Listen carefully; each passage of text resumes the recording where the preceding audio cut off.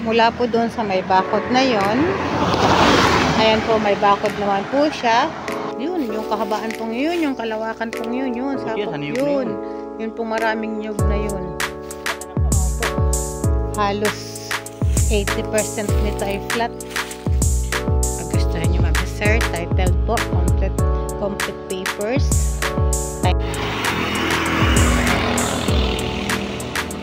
Mula po doon sa may bakod na yon.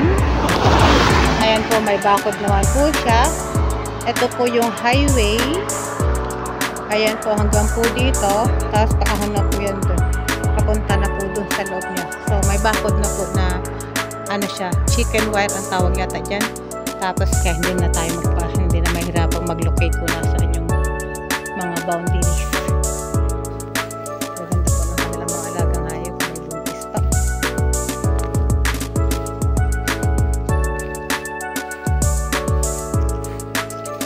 Itong kalsadang ito, nasa loob ito mismo na property. Sariling kalsada. Ang bakod po niya ay ano tawag dyan? Chicken wire ba yan? Talaga pong ito ay may bakod na, may mga tanim na. Ano yan? Chicken wire. Nasaan ang ilog yan?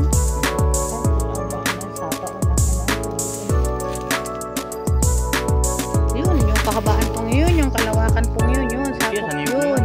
Yun pong maraming nyug na yun. Napakaganda ng view. Napakaganda ng paligid niya. Mga tataba ng mga baka niya.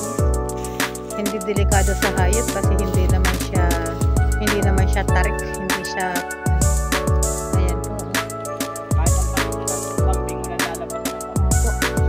Halos 80% nito ay flat. Ayun pala ang kambing niya. Actually, yan pong kambing na yan ay ibinebenta nila. Pwede rin po pala itong gawing subdivision. Talagang ano siya, hindi siya paahon. Ayan, ang lawak po niya. 29 hectares kabuuan. Ito yung mga kambing niya.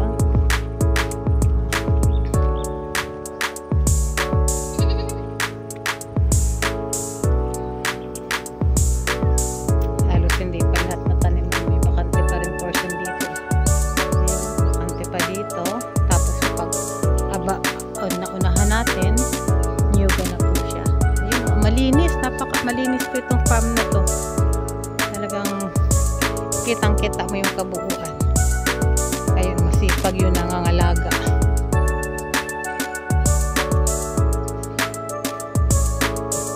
Ayan, may bakod po ito para sa kanilang mga gulayan. Ayan po. Medyo ang lupa po niya is hindi masyadong mabundok at hindi rin naman po masyadong malalim. So medyo may slope po siya. Napakagandang gawing hacienda.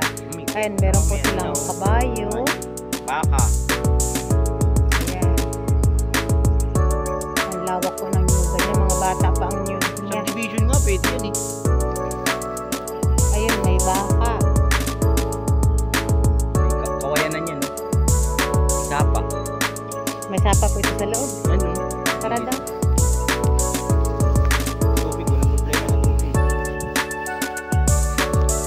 Parang bagong hacienda pa lang ito.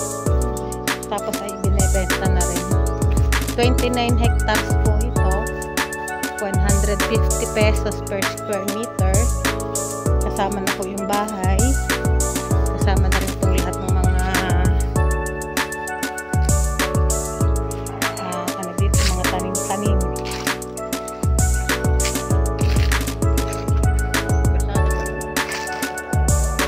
Sarili siyang kalsada sa loob.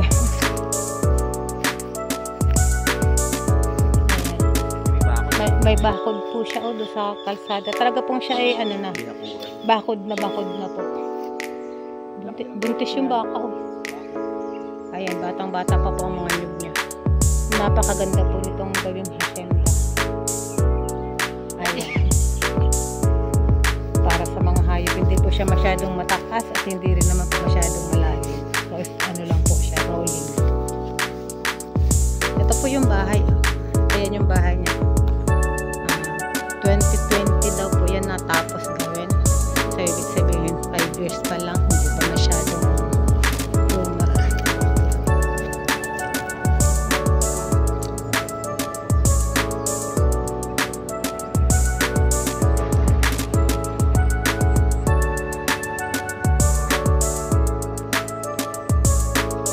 Ito po, along the highway. Nasa 100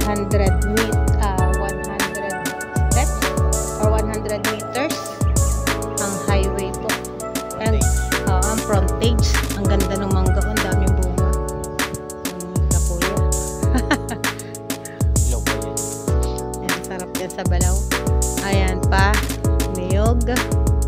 Mga batang-bata pa ang niyog. Tapos ako nagsisimula pa lang magbigay ng bunga.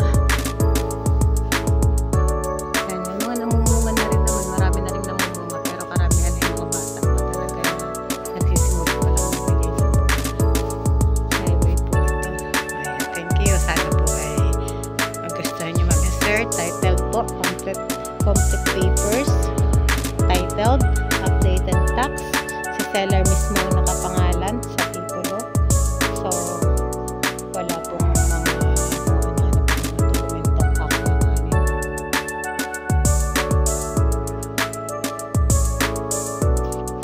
May sarili po siyang kalsada dito sa gitna niya, sa loob ng property. Kaya pwedeng maikot yung kabuuan ng property nang hindi ka maglalakad kung meron kang sariling tricycle o motor.